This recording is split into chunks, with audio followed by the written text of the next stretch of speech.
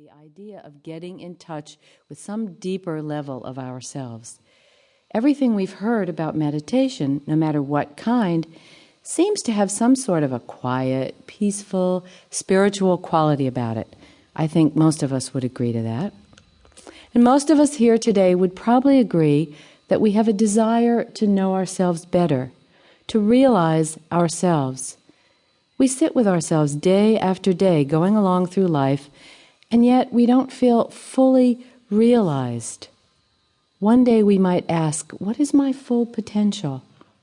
How can I go deeper into myself? How can I come to know my true self? No matter how we say it, we seem to have this desire to dig and uncover ourselves. Why is this?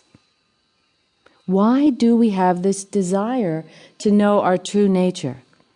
And how does meditation help us to understand or to see ourselves? Well, for one thing, meditation has always been associated with the great religions of the world. No matter which one you name, Islam, Hinduism, Christianity, Buddhism, whatever, every one of them advocates meditation in some form or another. So we do connect meditation with our spirituality. But maybe you had an unpleasant kind of dogmatic experience with religion at a young age, and so you're not so keen on the idea of religion per se. Do you have to be religious to meditate? Well, no doubt that any particular form of meditative practice will reflect the beliefs and rituals of its tradition. But this doesn't mean that the practice of meditation is confined to following the specific doctrine of a particular religion. I was in the bookstore here at Omega Institute earlier today, and I spent nearly an hour sitting on the floor in the meditation section. There are literally hundreds of books on meditation. The practice of meditation is a non-denominational, universal discipline that lies beyond the dogma of any specific religious organization or spiritual path. And although it is found within every religion, it is not really only a religious practice.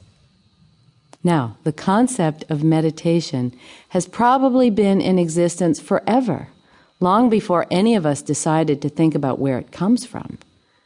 But the oldest reference that we can actually seem to find here on planet Earth is in the ancient Sanskrit word for meditation, dhyana. If we start in India, which is where the Sanskrit language is thought by many scholars to have originated, and go back at least 2,000 years, we can trace the historical progression of meditative practice through China, Tibet, Japan, and throughout Southeast Asia.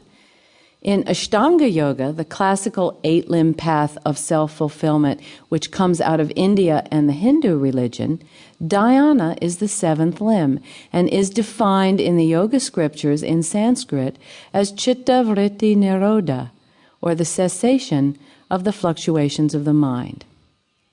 The cessation of the fluctuations of the mind. Now, what does that mean exactly? The stopping of the highs and the lows of the mind, the comings and the goings, the peaks and the valleys. Let's say it in a different way. Meditation is the process of quieting the mind, and this is the aim of the entire science of Ashtanga Yoga, the practice I follow. And although each form of meditation is different and has its own unique techniques and methods, the aim of each of these dozens of methods is the same. I remember saying this in an Ashtanga yoga class for weight loss that I taught at the New York Open Center in New York City in 1991. I was trying to teach the class meditation. Not that anyone can ever really teach you to meditate. They can guide you, they can direct you, they can give you clues and landmarks about how to go. But the actual process sort of has to be uncovered on one's own. But anyway, we had already worked with visualization and affirmations, and just like I'm trying to do now, I was hoping to somehow find the words to explain meditation. And I was hoping that this particular group could see the metaphorical connection between the vrittis, or the waves or thought forms of the mind, the peaks and the valleys of these waves, and the losing and gaining of weight so common in yo-yo dieting.